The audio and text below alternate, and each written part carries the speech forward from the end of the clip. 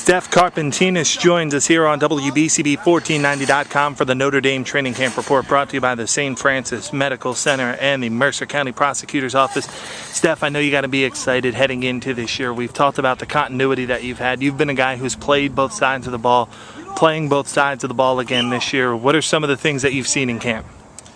A lot of intensity compared to my other years playing football. I feel very strong about this team. This team has a lot of heart compared to what we had before. The whole mojo is just completely different, and I think we got a good year coming.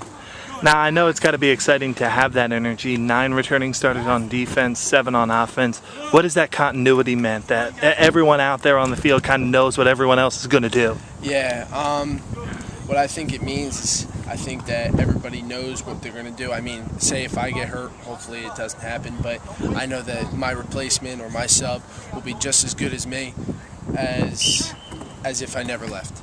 Now, for you this year, heading into more of a pronounced leadership role, what has that been like? You know, yourself and Mike Milazzo and some of the more experienced seniors on this team. I always wanted to be a leader.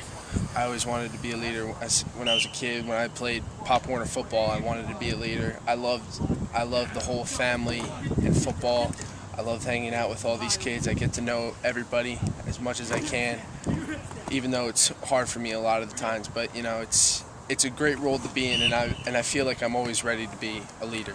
Now, for yourself, talking to Coach Morris, said we expect to see some more passing from the team this year. What difference does that provide to you on the offensive line? It's been a pretty run-oriented team. Now having to guard or having to pass protect a little bit more as well. I wouldn't say it's a big deal, to be honest with you. I think having a pass protection might be easier for us because we got a lot of kids with hands on this team, and we got a lot of kids that can run too. But it's just we're still a young team.